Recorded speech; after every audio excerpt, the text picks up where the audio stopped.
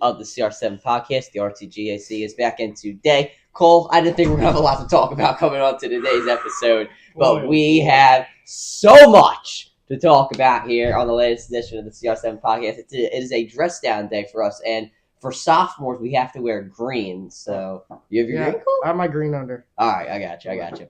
Obviously, it's going to come out with the Eagles jersey, but nonetheless, we are moving on to the rundown. I will get to the rundown in actually just a few seconds. Before we get into all that, Cole, say what's up to the people. Good morning, everyone. And yeah, like Ryan said, pretty crazy weekend, especially in the NBA and even the MLB. A lot of people are, not really paying attention to the MLB, but still got my weekly MLB recap. So yeah. And then the Sixers have been doing pretty well as well. So we'll get a little bit into pretty well all of that in the coming minutes. So. Pretty well is one way to say about that. But anyway, to get into the rundown, we will have our weekly Sixers recap. Now we will have a weekly Sixers recap again in about 2 weeks. Obviously, we will be recapping the Eagles Super Bowl on next Tuesday, because we are not off. We have off on Monday morning or we have off on Monday next week. So obviously, we're not going to do that game. Everybody's going to be either pissed or extremely happy. So we'll do the podcast on Tuesday next week. We'll be recapping the Sixers week. And then we haven't been talking the recent head coaching hirings over the past couple of weeks on the show. Also haven't covered it on YouTube. I think I'm going to put that segment on YouTube there. I'm talking about some recent head coaching hirings. And then we got to get into the NBA. Normally we have 2 NFL segments, but we got to go into these trades. First off, Cole will be breaking down the De'Aaron Fox and Zach LaVine trade. Obviously, the Bulls included in that. Obviously the Spurs included in that as well. We will be talking about that. And then I will be breaking down the Luka Doncic and Anthony Davis trade. As Cole mentioned, he'll have his MLB segment, Ryan's rants, and then the calm before the storm, Eagles Super Bowl predictions. Also one more thing. Pack the nest today. St. Joe's Prep, Newman Goretti. Watch the resilience from St. Joe's Prep today. Tune in. WSJP Live, or if you're a student, pack the nest, baby. 4 p.m. All right, Cole, let's get into it. The Philadelphia 76ers. I don't know what their record is over the past week, but let me tell you, it doesn't look it. 4 wins and how many losses? So Tuesday. So since 6 in the last 10. Okay, but since the last time we talked, they're 1, 2, 3, 4. They were on a 4-game win streak, so they're 4-2. They had a 4-game win streak, and now they've dropped the last 2 after a 25-point lead blown last night to the Boston Celtics. Talk about this disaster of a team. Yeah, I mean, I will give them credit. They did win 4 in a row, and one of them was against Cleveland, who is first in the Eastern Conference. So you got to give credit where credit is due. Oubre has been doing a great job on the boards recently. Paul George had 30 in that game against Cleveland, and then it kind of leaked over into later in the week. You play at Chicago, you get a big dub there. Maxey has been phenomenal. Everyone else has just been okay. Yabusele's been good, actually. He dropped 20 last night against Boston. You got the Lakers. Maxey, 43. I mean, he was incredible in that one. You had a series of home games, actually, which I was pretty happy about. And then you get the Kings at home. You beat them. Again, we'll talk about them later on the show. And then Denver and Boston, you kind of expect to lose. I mean, you kind of my approach at least, is we're going to lose the game. And if we somehow win, it's a good thing. So Maxey has been doing phenomenal, but I still want to tank for Flag. But I mean, Denver and Boston, you really expect to lose against Boston. But Denver, I mean, who's guarding Nikola Jokic? It's Yabusele, because Drummond's injured and so is Embiid. So, I mean, there really is nothing you can do about that one. And then Boston, I mean, again, we don't have our real starters in there. Eric Gordon was out, and he's been very, very good in this past week. I don't really have any much else on this team. It's kind of been boring. Ryan, if you have anything you want to add. Yeah, I mean, well, first thing, if you talk about who can't guard Jokic, just play with Dembona. The guy was what, first team all defense, second team all defense in the Big Ten or a AC or Pac-12, whatever it was when he played at UCLA. So yeah, I don't know why he can't play in there. He sent Bronny James' shot to the Shadow Realm a couple days ago, so I don't really understand why we can't play him. Speaking about Bronny James, I mean, what the hell is he on an NBA court for? Honest to God, I mean, this guy just can't seem to find the way to play. He can put anybody. With no defense, I can drop 50 in the G League. I mean, if you give me about 10 jumpers, I can make about. I'll give myself 4. I'll give some confidence in myself. Nonetheless, I mean, yes, Cole mentioned you get a good state here. Obviously, you get the win over Cleveland. Cleveland's a top team right now in the East. I believe they only have 9 losses at the current moment in time. They look to be the best. Maybe outside of Boston, who did beat them. But you take Chicago, the team right in front of you, for 10th place, which is that last play-in spot, which is just a disaster.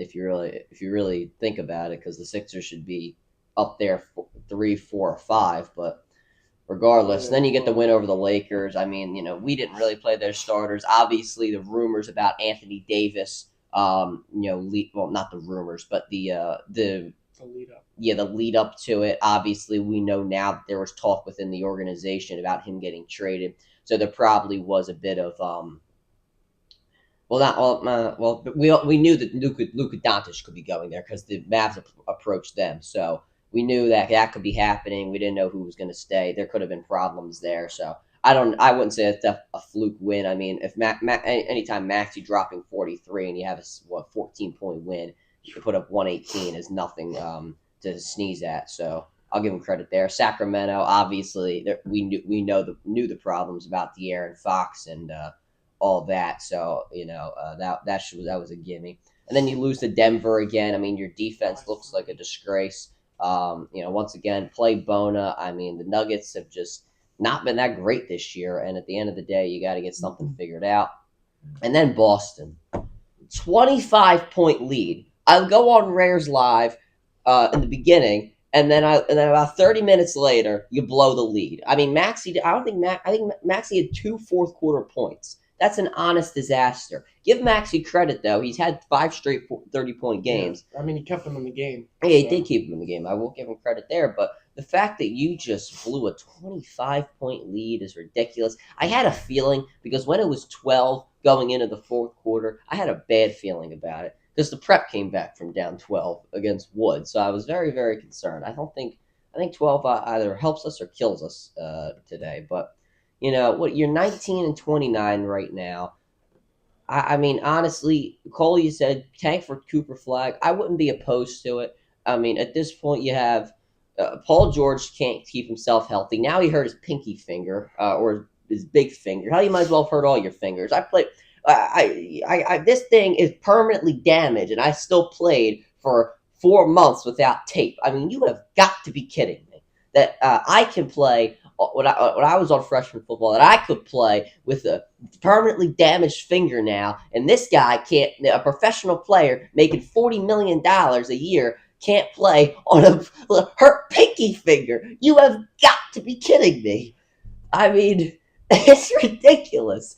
Embiid, he's always got a problem, head to toe. I mean, he might as well just play head, shoulder, knees, and toes at this point with the amount of injuries that he has. McCain's obviously out for the year. Maxey, he's been hurt here and there, but he seems to play well when he's in there. Oubre's all right. Yabusele's getting looks from other teams right now. Lots of teams want to trade for him. Yeah. Hope we can get him to a contract extension at least before the year ends, because what else do we have to work for? If we don't have a contract extension, you need to trade him because he's got high value. Right, I agree.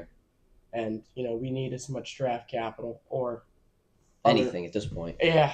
Anything at this point is right. So yeah, that's just kind of an overview of what we're going to be talking about going in. Speaking of fingers and toes, Andre Drummond out with a toe injury. Yeah, toe injury. I mean, you have got to be kidding me, Cole. How is everybody injured? Hell, Nick Nurse is going to get hurt next. Somebody's going to run into him. It might be me. I don't know.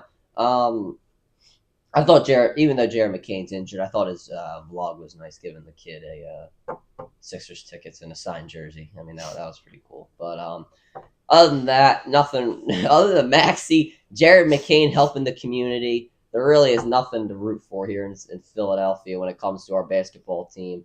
Well, except for St. Joe's Pro. But What? the Birds are in the Super Bowl. That is true. That is true. When it comes to when the Eagles are over, it's either I'm going to be more mad because the Eagles lost and I got to deal with the Sixers, or I'm going to be dealing with Move on to the Phillies. At this point, I mean, when does spring training start? A few May? weeks, I guess. March, May. I don't know. Come back to me on that. I thought they started working out soon. I don't know. All right. Nonetheless, we're going to move on here. That's just a preview of what you're going to hear throughout the year. Dallas. Oh, please don't play AD. Miami, Detroit, Milwaukee. All before we come back. Those are we have a bunch of road games. 2-2 we could possibly be, and we probably will end up being 1-3. Anyway, let's move on. Before I tear down the studio, we're going to move on to the NFL head coaching hirings. Now, hi YouTube. I'm not going to do my intro here, but so head coaching hirings. Let's talk about it, Cole. Yeah. So first thing, Mike Vrabel hired and Gerard Mayo fired. Gerard Mayo out as head coach. I like this hiring for the Patriots.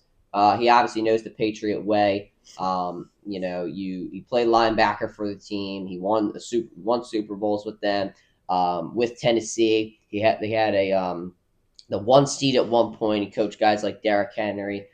He was able to take Ryan Tannehill to the playoffs, for goodness sakes. Obviously, it seems like he does a decent job of developing quarterbacks, which is something that the New England Patriots need. So right now, I think they would have hired him last year if it wasn't in Gerard Mayo's contract that he wasn't going to be the next head coach after Bill Belichick was gone. So, yeah, I think this is a great move for the Patriots. It was bound to happen. Next, Ben Johnson hired, and Matt Eberflus, he was fired a long time ago. But I think this is a great move for the Bears. Obviously, Detroit had an incredible offense. And the Bears are not lacking offensive talent, to be honest with you. You have DeAndre Swift in the backfield. You have Keenan Allen. You have DJ Moore. You have Roma Dunze. You have Cole Kmet, who looks like a pretty decent tight end. You have a lot of pieces that can, really help you win. And Ben Johnson, a guy that last year had Amon-Ra St. Brown, Jamison Williams, Raymond, Gibbs, Montgomery, Laporta, Goff as his quarterback, a good offensive line. You go O-line in the draft this year. I mean, I'd have to do a little bit more research on the offensive line guys, but I think this is a pretty decent class. You take the offensive line again, you get healthy there. I think you have a pretty decent lineup. Defensively, I think you should be all right. I really wouldn't see why you wouldn't be. I mean, your defense isn't a disgrace. You have Jalen Johnson as a quarterback. You have Montez Sweat off the edge. You have a pretty decent team overall. You just got to put it together. Ben Johnson, who was a great offensive coordinator with the Lions last year, obviously his last game wasn't too great, but I think Goff had a concussion for the majority part of that game. I don't know. I think you're looking at a great head coaching here. You obviously need someone to develop Caleb Williams. It looked like Ben Johnson did a great job with Jared Goff reviving his career, so I'll take it. If I'm the Bears, I would take it. And next, not Robert Saleh. I think he's going back to San Francisco, if I'm not mistaken. Aaron Glenn, hired by the New York Jets. Robert Saleh was fired back in October, for God's sakes. That feels like yesterday. This is my favorite move because I think in the Jets organization, you need some damn discipline within this team. You have kids determining the roster based off of Madden ratings. You got the owner listening to everything Aaron Rodgers says like it's gospel. You got Aaron Rodgers making moves for the organization like he's being paid to be the general manager. What else do you got? Your head coach was fired for no reason whatsoever. Robert Saleh, he didn't deserve to be fired. You need some accountability in that damn building, and I think Aaron Glenn is that sort of guy. You need somebody that can get hold guys accountable and be great for your team. And you had a great defense last year. I think they fell off after Robert Saleh was fired, so that just shows how much of an impact he actually did really mean to the team or did make for the team. So you're putting all these factors together here. And you're looking at a terrible organization that needs a turnaround. You had a defensive coach last year. Was it working? But Aaron Rodgers didn't have an accountable head coach, and I think that he has that now. Now, do I think the Jets are going to be going anywhere anytime soon? No, because they're the Jets. It doesn't matter if they had God himself throwing the football. They wouldn't be able to figure it out because they're the New York Jets. I think it's going to take a few years so they can actually maybe break the streak. Next, Jacksonville Jaguars fired Doug Peterson just about almost a month ago. And they hired Liam Cohen in one of the weirdest head coaching hirings in NFL history. He was going to sign with the Bucs, but then he didn't sign with the Bucs, and he went to interview for the Jaguars, and the Bucs didn't know. I don't really know the whole story. I mean, this is one of the craziest things we ever. Yeah, they verbally agreed to a contract overnight, and the next day he was going to the Jaguars. It doesn't really make that much sense to me. Now, if I was Liam Cohen, I think you're the dumbest person in America right now. Ooh. I mean, it's the Jaguars, Colt. They're paying him $12 million per year. Okay, he's gonna get fired in 2 years. I mean, come on, give me a break. Set for life, $24 million. Yeah, I get that, but you're just gonna. What are you gonna do? Just go back to? I mean, maybe he's not the stupidest person in America. I take that back. Actually, no, I don't, because you go to the Jaguars, a terrible organization. I mean, the Shad Khan's son can't even run a wrestling company correctly. I mean, you have got to be kidding me. You abandoned the Bucs, a proverbial playoff team. You could have found a better head coaching job. Hell, you could have been like Ben Johnson. Now, I know he turned down the Commanders job, wanted too much money to go to the Commanders. And then they obviously turned out great. But now, look, Ben Johnson's going to get good money to go to a decent team in the Bears. He can turn them around. So it's not like that Ben Johnson made a terrible mistake. If I'm Liam Cohen, you have a team that, I mean, at least you fired Trent Baalke. That guy was an honest disaster. I mean, you have Trevor Lawrence needs a lot of time to develop. Obviously, people don't understand the real content of his contract. You have an overpaid Gabe Davis. You have an overpaid Calvin Ridley. You have a defense that is not that great. You have Trayvon Walker, but that's really about it. ETN doesn't seem like to be what he once was. You just don't, and you have a mediocre offensive line. There's so much work that this team needs, and by then the fan base is going to get fired. It's going to get fired up and ready to call for his head. You got to get. This is a stupid move. I don't know why anybody would take this job, to be honest with you, unless you are that desperate. Anyway, last two here. Pete Carroll hired. Antonio Pierce was fired on January 7th. I was pretty surprised about Antonio Pierce being fired. Something had to have happened, in my opinion. I think it's Pete Carroll being hired is fine. I mean, it looks like Tom Brady kind of was, I guess, instrumental in bringing him in. I hope he does well. I always liked the Seahawks as a kid, so, I think that, I think he's a good head coach. I don't really see the Raiders going too many places, though.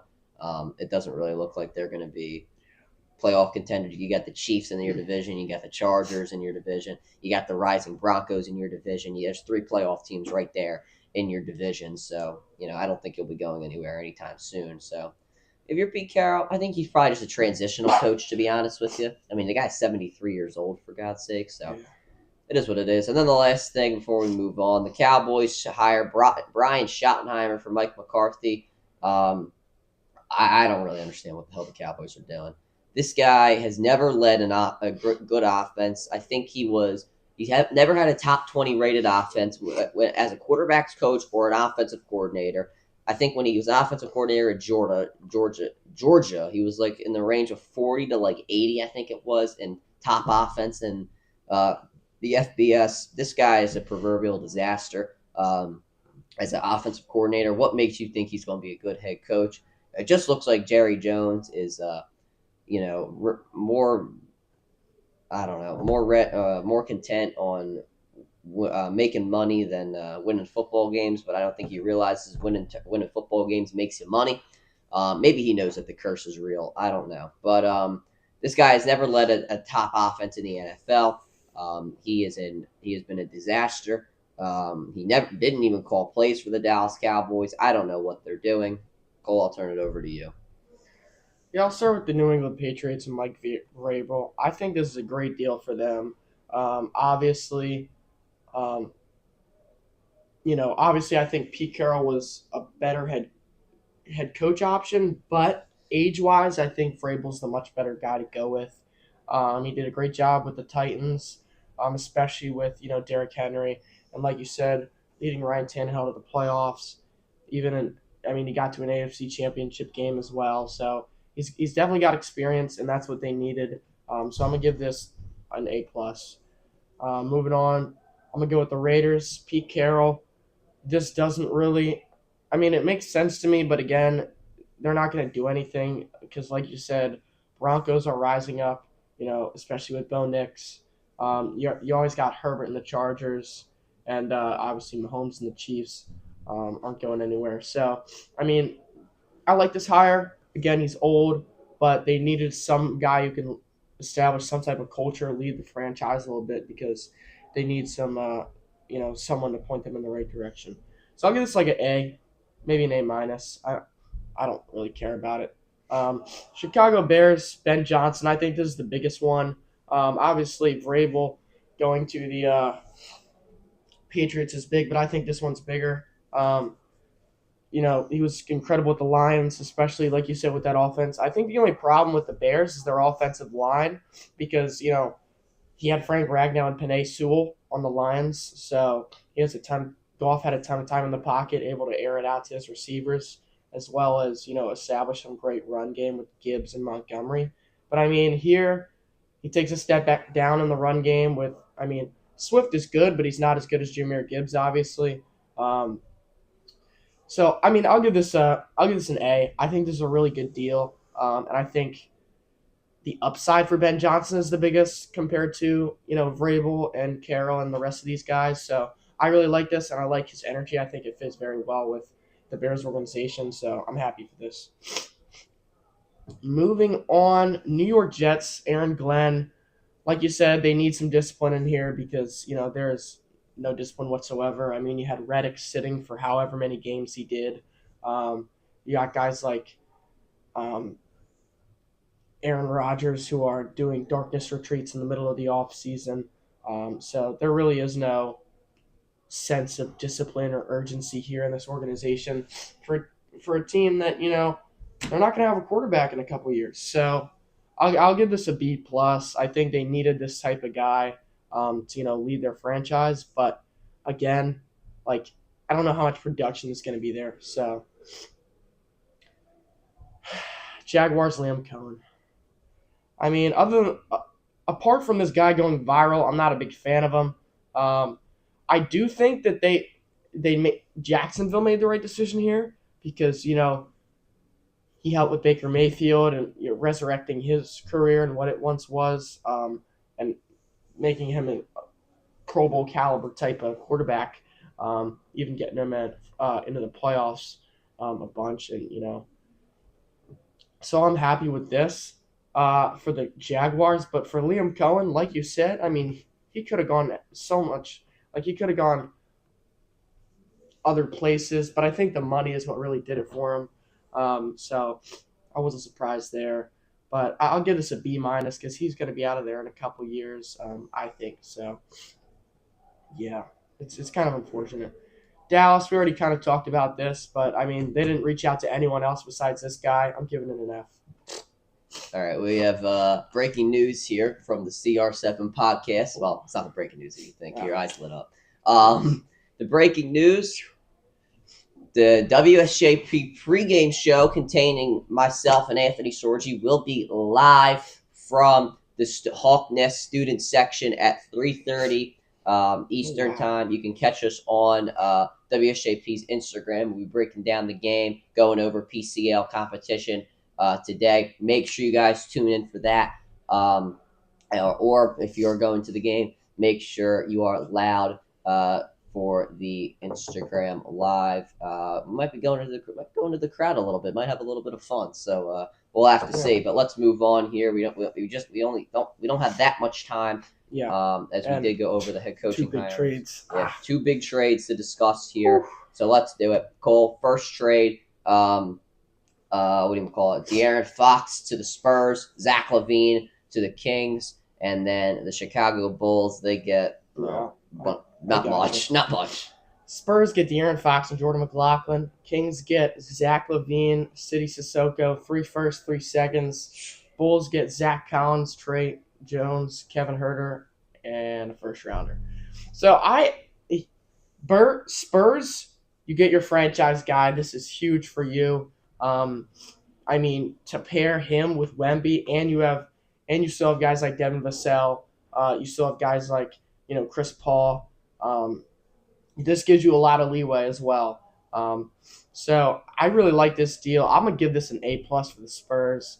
You gave up a lot, but I mean, for good reason.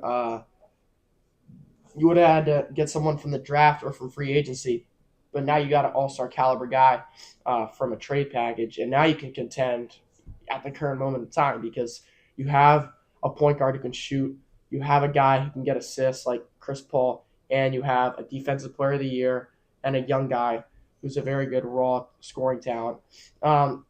Kings, I mean, you got an incredible return for De'Aaron Fox and Kevin Huerter. I mean, you got Zach LaVine. I don't like that they're going old because, you have DeMar, you have Sabonis is only 27 though, but you have DeMar and now you have Zach LaVine, both in their early 30s. So I don't like this deal for them, but you get 3 firsts and 3 seconds, so that is absolutely massive. So I give this an A+ for the Kings because the return that you got for De'Aaron Fox, I couldn't believe, that's what they got. And then looking to the Luka deal, it's just absolutely absurd because, anyways, Bulls get Zach Collins, Trey Jones, Kevin Huerter, and 2025 first. So they're pretty much out of playoff contention for me.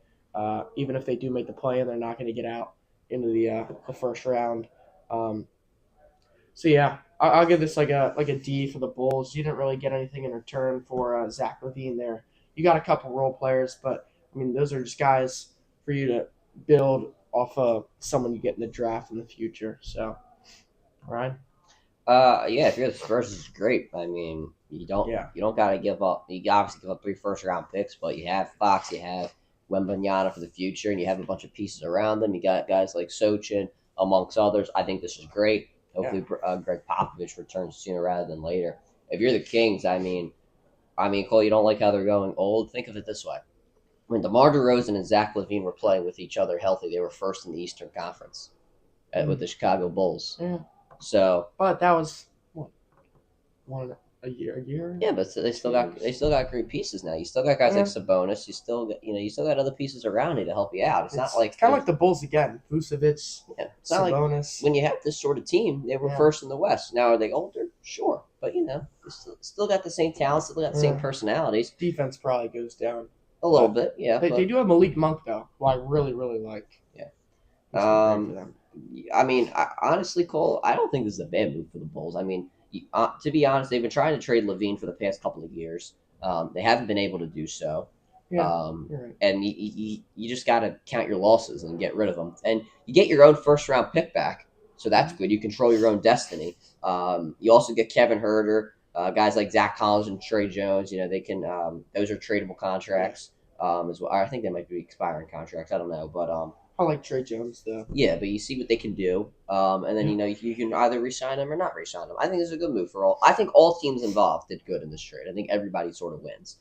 Anyway, next trade. Luka Doncic. Because I want to scream. Because I don't know how Cuban let this go through of all people. Go ahead, start it. You can start. What is Dallas doing, man? Oh, man. I mean, come on. You give up Kleber and Markieff Morris, which is fine. And then I read Luka Doncic. I thought this was one of those fake reporting, Instagram, Twitter accounts. I couldn't believe this went through. I mean, Nico Harris, the fact that he didn't reach out to anybody else? Oh, come on, man. I mean, we would have probably gave up Embiid for him. Actually, he did reach out to another mystery team for Luka as well as the Lakers. Yeah, right. I'm not buying it. Anthony Davis, it's okay return, but he's 4 years older than Luka. I mean, he's more than 4 years older than Luka. He's in his 30s.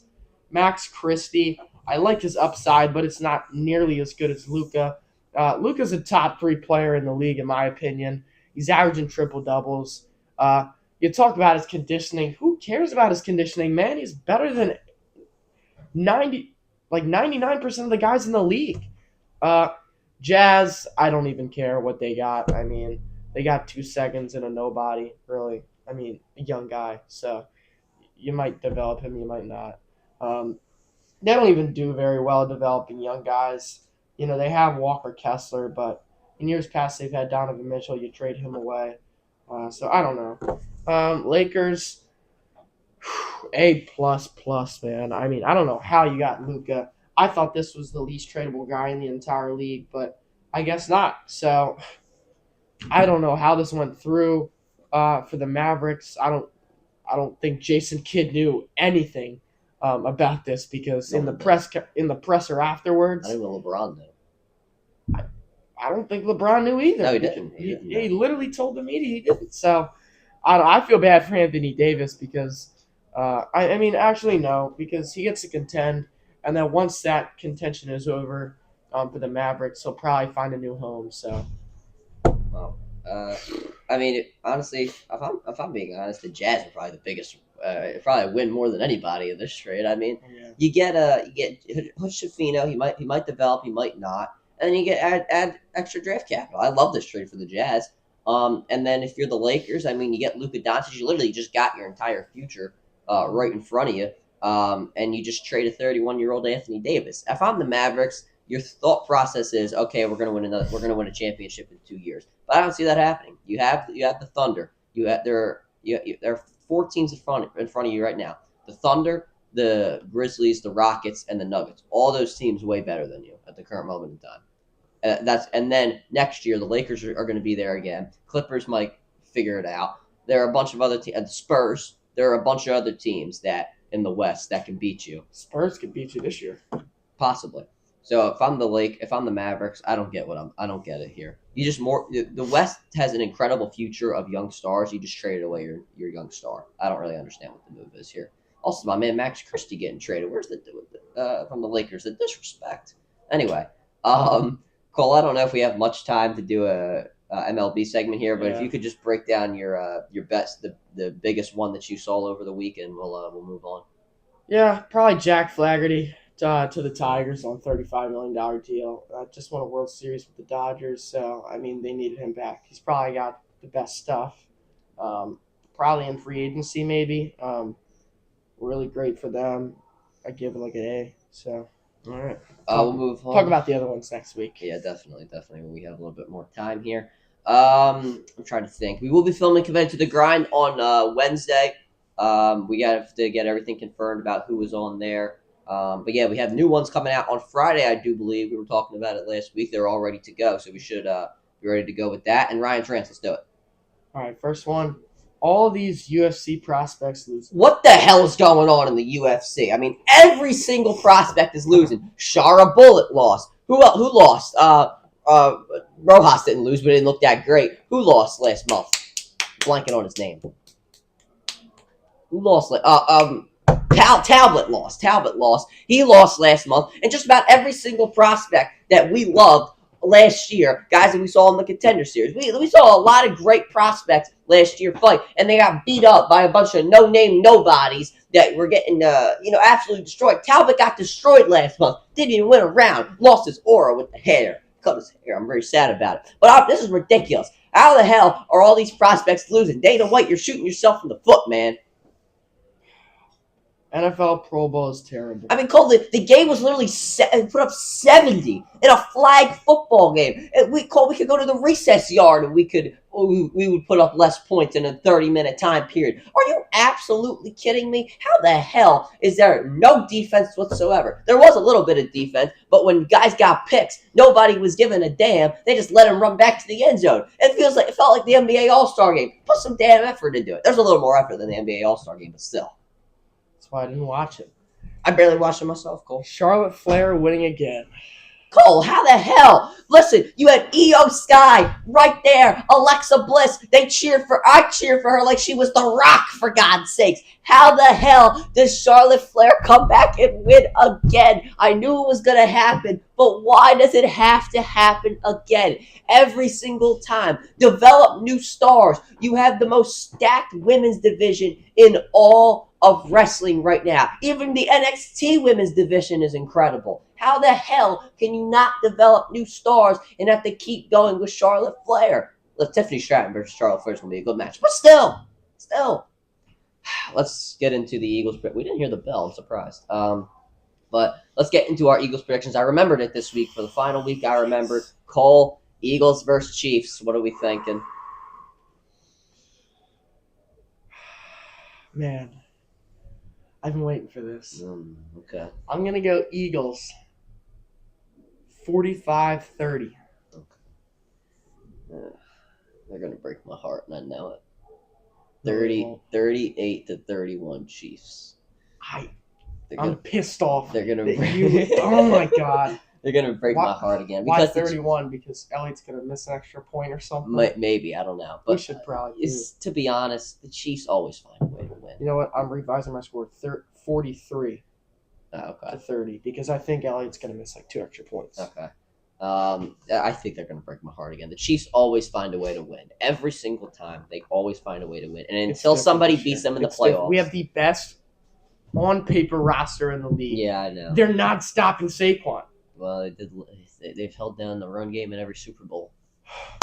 Who do we have left? Who do we have in 2022? Remind me. Miles Sanders. Exactly. The best offensive line. He had like 1,300 yards.